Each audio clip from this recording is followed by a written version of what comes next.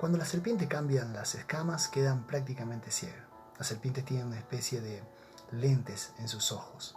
Y cuando llega el momento de cambiar esas escamas, estos lentes comienzan a desprenderse de sus ojos como si fueran escamas. Es en ese momento que ellas recobran la vista y tienen una nueva visión. La vista es el sentido que más ocupamos, que más necesitamos nosotros para movernos en el ambiente que nos rodea. A través de la vista podemos no solo ver, sino la vista envía la información a nuestro cerebro, para que nuestro cerebro interprete lo que estamos viendo. Esta es la razón por la cual, aunque todos veamos lo mismo, no todos interpretamos de la misma manera. Dios, todo cambio que Dios vaya a hacer en nuestra vida, siempre comenzará por nuestra vista. Por eso que el nuevo nacimiento es un milagro de Dios que comienza por nuestra vista. Juan capítulo 3, versículo 3 dice que el que no naciere de nuevo no puede ver el reino de Dios. Nuestra vista es tan importante. Y cuando nuestra visión es renovada por Dios, entonces comenzamos a ver lo que nunca antes habíamos visto. Comenzamos a entender lo que nunca antes habíamos entendido. Y comenzamos a ver la real dimensión del amor de Dios en nuestra vida.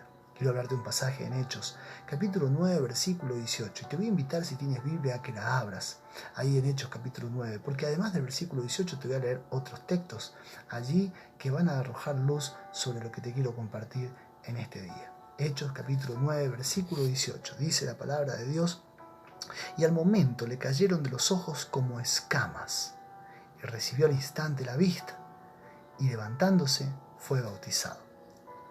Cierta vez un farmacéutico había recibido una receta que le enviaba una doctora. Claro, nosotros sabemos que los médicos tienen una manera muy particular de escribir. No es fácil leer e interpretar correctamente lo que dice una receta.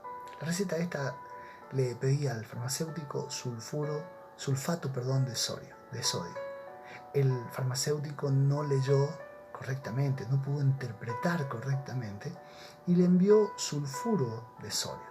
Las dos cosas son iguales y se escriben muy parecido, inclusive son parecidas. Sin embargo, el sulfato de sodio es medicinal, el sulfuro de sodio es veneno. Se puede ser sincero y estar sinceramente equivocado. Esta es la razón por la cual podemos ser sinceramente religiosos y aún tener la aprobación de la religión en las cosas que hacemos, y aún así todo estar sinceramente equivocado. Esto es lo que le sucedió a este hombre llamado Saulo. En el capítulo 9, versículo 1 al 4 nos dice un poquito de esto que te estoy hablando. Dice: Saulo, respirando aún amenazas y muerte contra los discípulos del Señor, vino al sumo sacerdote y le pidió cartas para la sinagoga de Damasco, a fin de que si hallase alguno de estos hombres o mujeres de este camino, los trajese preso a Jerusalén. Mas yendo por el camino aconteció que al llegar cerca de Damasco, repentinamente le rodeó un resplandor de luz del cielo, y cayendo en tierra, oyó una voz que le decía: Saulo, Saulo, ¿por qué me persigues? Saulo era sincero en lo que hacía. Él sinceramente creía que estaba haciendo lo correcto. Lo que estaba haciendo era pidiéndole cartas al principal de los sacerdotes. Y tuvo la aprobación de él para hacer lo que hacía, para ir y buscar a Damasco y traer presos a los hombres y mujeres que estuvieran en el camino de Cristo. Pero él estaba sinceramente equivocado. Cuando nuestra visión es incorrecta, nuestra interpretación de las cosas será incorrecta. Por eso no importa cuán sinceros seamos en lo que creemos, y aun cuán sinceros seamos en lo que hacemos, creyendo que lo que estamos haciendo está bien, eso no salvará nuestra alma y eso no traerá bendición a nuestra vida. De ahí que el que no naciere de nuevo no puede ver el reino de Dios. Hay cosas que tienen que cambiar en nuestra visión si queremos ver la real dimensión del amor de Dios. Estas cosas fueron las que tuvieron que cambiar en la visión de Saulo en el momento que cayeron de sus ojos como escamas. Y estas cosas tienen que cambiar en nuestra visión si queremos ver la real dimensión del amor de Dios. La primera cosa que cambió en la visión de Saulo, es la visión correcta de Cristo. Dice el versículo 5. Y dijo: ¿quién eres, Señor? Y él le dijo: yo soy Jesús, a quien tú persigues. Dura cosa te te es dar coces contra el aguijón. La manera en que ves a Dios determina la forma en que te relacionas con Él. Yo recuerdo que cuando era joven trabajé en una distribuidora y allí estaba mi jefe y mi jefe tenía 2 hijos. Pero yo a los hijos no los trataba como jefe. A mi jefe le gustaba ir a la montaña porque le gustaba escalar la montaña. Y cierta vez se fue a la montaña 4 o 5 días con un grupo de amigos. Y dejó a su hijo como encargado y dejó a su hijo en la caja del negocio. Yo al principio lo comencé a tratar con la confianza que lo trataba antes, porque era de mi misma edad. Pero a los pocos minutos me di cuenta que era el hijo del jefe. Tuve que cambiar mi visión con él y tuve que tratarlo de otra manera. No es que Saulo no creyera en Jesús. Claro que creía en Jesús. No sé si lo había conocido personalmente. No lo sabemos. Pero lo cierto es que sabía perfectamente quién era Jesús. Creía en él. Había al menos escuchado por boca de otros las enseñanzas de Jesús. Sabía que había muerto. Y también sabía que se decía que había resucitado. Sin embargo, él tenía una visión acerca de Cristo. Él creía que era un farsante, que era una persona mentirosa, que era un blasfemo. Y entonces la relación que tenía con Cristo era una relación de oposición. El Señor le dijo, dura cosa te es dar coces contra el aguijón. Cuando tenemos una visión incorrecta acerca de Cristo, nuestra relación con Él nunca será correcta. Cristo es nuestro Salvador y nuestro Señor.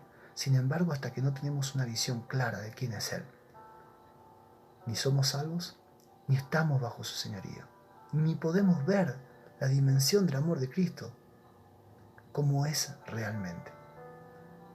Todos creen en Cristo. Sin embargo, no todos se relacionan correctamente con Él. Y a veces eso nos pasa. Nos parece que es una persona que está tan lejos, que no puede entendernos, que no puede comprender nuestra situación. Necesitamos que nuestros ojos se abran para ver a Cristo tal como Él es. La segunda cosa que tiene que cambiar nuestra visión es tener una visión correcta de nosotros mismos. Eso le sucedió a Saulo, versículos 6 y 7. Dice él temblando y temeroso, dijo, Señor, ¿qué quieres que yo haga? Y el Señor le dijo, levántate y entra en la ciudad y se te dirá lo que debes hacer. Y los hombres que iban con Saulo se pararon atónitos, oyendo la verdad la voz, mas sin ver a nadie. Tanto la baja autoestima como la alta autoestima tienen raíces en el orgullo. La persona que tiene una baja autoestima considera que la vida es injusta, que no tiene lo que merece porque todos están en contra de él, que es una pobre persona. La persona que tiene una alta autoestima considera que merece mucho más todavía. Como quiera que sea, siempre hay una raíz de orgullo. Por eso el Señor dijo, bienaventurados los pobres de espíritu. Pobres de espíritu no significa pobre económicamente. Una persona puede ser pobre económicamente y aún así todo ser orgullosa en su espíritu. La pobreza de espíritu es reconocer que necesitamos a Dios. Eso es. Romanos capítulo 12, versículo 3 dice que nadie tenga más alto concepto de sí que el que deba tener. Saulo estaba muy satisfecho con Saulo. Él estaba satisfecho con lo que creía, estaba satisfecho con lo que hacía, estaba satisfecho consigo mismo, hasta que tuvo una visión correcta de sí mismo. Y entonces temeroso y tembloso, y dice temblando y temeroso, por primera vez dijo, Señor, ¿qué quieres que yo haga? Es por eso que mientras tenemos una visión incorrecta de nosotros mismos, estamos muy satisfechos con lo que somos y con lo que hacemos. Muchas personas dicen, no, que yo soy buena persona, y todo lo hago bien, y todos me hacen daño, y todos están equivocados, y todos han sido injustos conmigo, la vida ha sido injusta conmigo. En realidad es una visión incorrecta de lo que somos. Y podemos estar satisfechos con lo que somos y lo que hacemos, y aún así todo no ver la real dimensión del amor de Dios. La tercera cosa que necesitó Saulo para ver la real dimensión del amor de Dios es tener una visión correcta de la autoridad de Dios. Versículo 8 al 14 dice, entonces Saulo se levantó de tierra y abriendo los ojos no veía a nadie. Así que llevándole por la mano le metieron en Damasco, donde estuvo 3 días sin ver y no comió ni bebió. Había entonces en Damasco un discípulo llamado Ananías, a quien el Señor le dijo en visión, Ananías. Y él respondió: heme aquí, Señor. Y el Señor le dijo: levántate y ve a la calle que se llama Derecha, y busca en casa de Judas a uno llamado Saulo de Tarso, porque era aquí que él ora. Y ha visto en visión a un varón llamado Ananías, que entra y le pone las manos encima para que recobre la vista. Entonces Ananías le respondió: Señor, he oído de muchos acerca de este hombre, cuántos males ha hecho a tus santos en Jerusalén. Y aún aquí él tiene autoridad de los principales sacerdotes para prender a todos los que invocan su nombre. El peso de la autoridad radica en quien delega esa autoridad. En mi país hay policías en cada jurisdicción. Cada provincia tiene su policía y cada departamento dentro de esa provincia tiene su policía. De modo que hay como mínimo 3 clases de policía. Policías municipales que tienen autoridad, pero solo del municipio. Policías provinciales que tienen autoridad, pero solamente de la provincia. Y también hay policía federal que tiene autoridad del Estado. Cada uno tiene autoridad, pero ese peso de autoridad radica de dónde es delegada esa autoridad. El versículo 14 dice que Saulo tenía autoridad de los principales sacerdotes, pero ahora sus ojos se abrieron para ver una visión. Dice que él había visto a un varón llamado Ananías que ponía las manos sobre él. Y ahí estaba la autoridad de Dios. Sus ojos se abrieron para ver esta autoridad. Obedecer a las autoridades de este mundo es nuestro deber.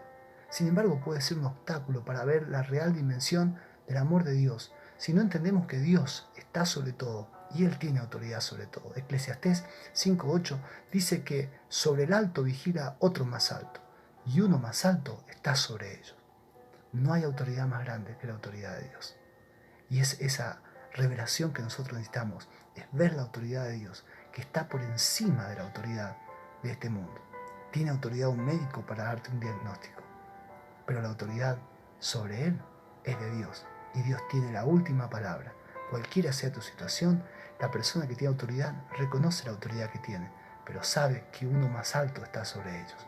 La cuarta cosa que necesitó Saulo para que su visión fuera renovada y poder ver la real dimensión del amor de Dios es tener la visión correcta del propósito que Dios tenía para su vida. Versículo 15 al 16 dice: el Señor le dijo a Ananías: ve, porque instrumento escogido me es este para llevar mi nombre en presencia de los gentiles y de los reyes y de los hijos de Israel, porque yo le mostraré cuánto le es necesario padecer por mi nombre. Encontrar un propósito en la vida es bueno, pero encontrar un propósito no significa encontrar el propósito. A veces no sé si te ha pasado que cuando compras una prenda de vestir, en la parte de adentro de la prenda, si es un saco, vas a encontrar un pedacito de tela en el mismo saco. Muchas veces a ese pedacito de tela le hemos dado el propósito de que sea un remiendo. Y a veces pensamos que ese pedacito de tela es para traer un remiendo al saco. Sin embargo, no es para un remiendo. El propósito de ese trocito de tela es que nosotros probemos la tela, con qué producto la vamos a lavar. Si esa tela no es dañada por un producto, con ese producto podremos lavar el resto de la prenda. El propósito que nosotros encontramos en la vida no significa que es el propósito de Dios. Saulo tenía un propósito en su viaje a Damasco, y era llevar preso a todos los cristianos que predicaban y estaban en el camino de Dios, llevarlos presos a Jerusalén. Sin embargo, sus ojos se abrieron para ver el propósito de Dios para su vida. Él era un instrumento escogido, no para llevar presos a Jerusalén, sino para llevar el nombre de Dios a las naciones, para llevar el nombre de Dios delante de reyes y delante de los gentiles. Dios nos ha diseñado con un propósito. Encontrar ese propósito es nuestra responsabilidad. A veces no andamos bien, aún en el camino de Dios, porque no hemos encontrado nuestro propósito.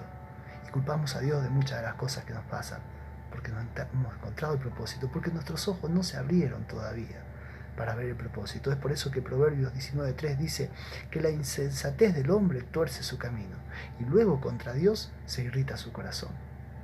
La real dimensión del amor de Dios nos lleva a vivir en su propósito, y Él es un instrumento escogido con un propósito determinado.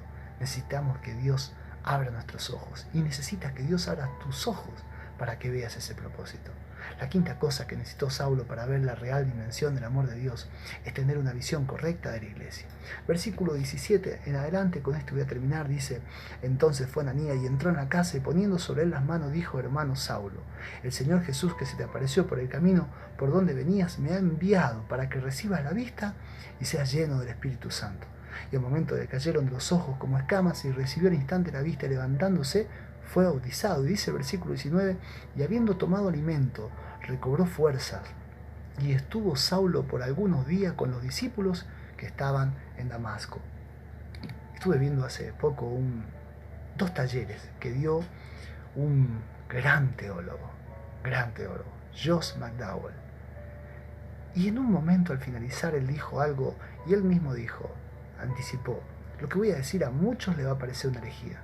Cuando yo lo escuché, a mí también me pareció. Él dijo: Cristo es suficiente, solo para la salvación.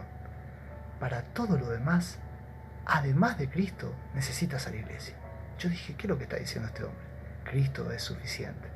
Y hemos sido enseñados que Cristo es suficiente. Pero cuidado, para la salvación, para todo lo demás, necesitas a la iglesia. Y él lo explicó.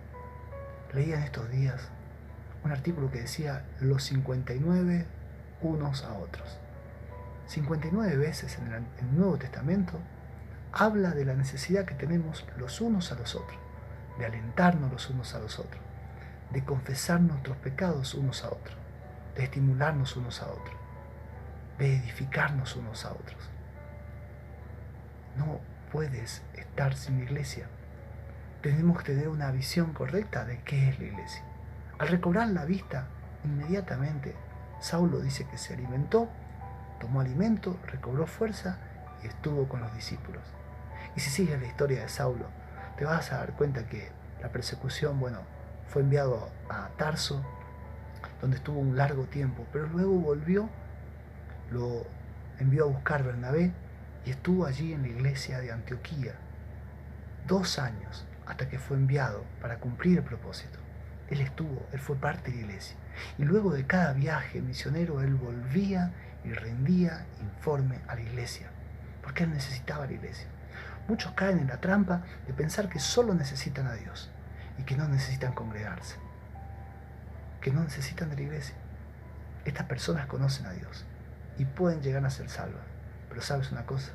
Nunca conocen la real dimensión del amor de Dios. Un hombre llamado Milton Wright, este hombre llegó a ser obispo.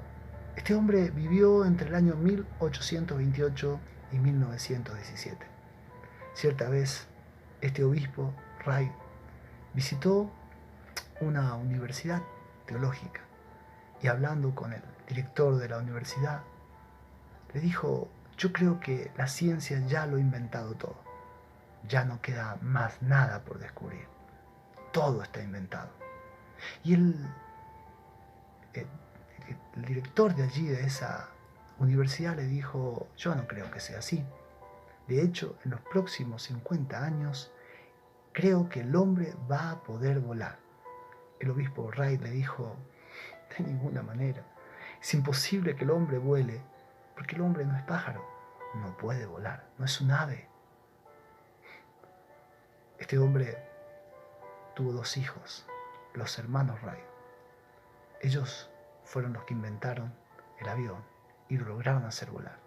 Esto significa que el padre y sus hijos estaban bajo un mismo techo, pero tenían una visión diferente. Es por eso que nuestra visión determina lo que recibimos de parte de Dios.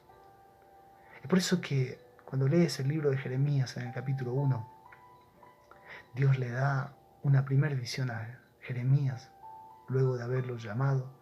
Y cuando le da la visión, Dios le pregunta a Jeremías: ¿qué ves tú, Jeremías? Pero, ¿por qué Dios necesitaba saber lo que él veía? Porque Dios sabía lo que él veía. Pero es muy importante saber qué es lo que vemos. Porque lo que nosotros vemos determina lo que recibimos. Y a veces nuestra visión no es correcta. Y a veces por eso no recibimos de Dios todo lo que Dios tiene para nuestra vida. Por lo cual, si quieres ver la real dimensión del amor de Dios, deja que Dios quite de tus ojos las escamas que a veces te impiden verlo. Deja que Dios te dé la visión correcta de Cristo. Deja que Dios te dé la visión correcta que tenés que tener de vos mismo. Que Dios te dé la visión correcta de la autoridad de Dios. Que Dios te dé la visión correcta del propósito que tiene para tu vida. Que Dios te dé la visión correcta de la iglesia. El nuevo nacimiento es un milagro de Dios. Dice Juan 3:3 que el que no naciere de nuevo no puede ver el reino de Dios. Es un milagro de Dios que nos permite ver el reino de Dios. Pero 2 versículos más adelante, el versículo 5, dice que también es el milagro de Dios que nos permite entrar en Él. El que no naciere de nuevo no puede entrar al reino de Dios. Este milagro no solo abre tus ojos, también te muestra la puerta para que puedas entrar y ver la real dimensión del amor de Dios. Si todavía sientes que no has nacido de nuevo, esta es tu gran oportunidad de entregarle tu vida a Cristo. Él ha dado su vida en la cruz por tu salvación, para limpiarte con su sangre de todo pecado, para que tu relación con Dios sea restaurada. Este es el momento de que Dios abra tus ojos para que veas lo que nunca has visto y entiendas lo que nunca has entendido. Y conforme a lo que veas, recibas de Dios todo lo que Dios tiene para tu vida. Te invito a que hagas esta oración. Señor, en el nombre de Jesús, gracias por tu palabra. Gracias, Señor, Dios mío, por mostrarnos que hay más de lo que vemos con nuestros ojos naturales. Señor, yo envío esta palabra en este momento. Todo aquel que está recibiéndola, cualquiera sea la situación, a través de este video, a través de lo que está oyendo, Señor, yo te pido que hagas la obra. La fe viene por el oír y el oír palabra de Dios. Cualquiera sea la situación en que te encuentres, en un hospital, tal vez en enfermedad, en soledad, tal vez en depresión, tal vez en angustia, tal vez luego de haber sido quebrantado por una situación. Este es el momento de encontrarte con Dios. Dios puede abrir tus ojos para ver más allá de lo natural y para ver la real dimensión del amor de Dios. Si no le has dado tu vida a Cristo, este es el momento en que lo hagas. Señor, yo envío tu palabra en el nombre de Jesús. Amén. Si ha sido de bendición este mensaje, te invito a que te suscribas a este canal porque así te llegarán las notificaciones de los mensajes que subimos. Y también te invito a que la compartas. Puedes estar seguro de que esta palabra no solo bendecirá tu vida, sino la vida de aquellos que la reciban. Porque la palabra de Dios nunca vuelve vacía. Que el Señor te bendiga.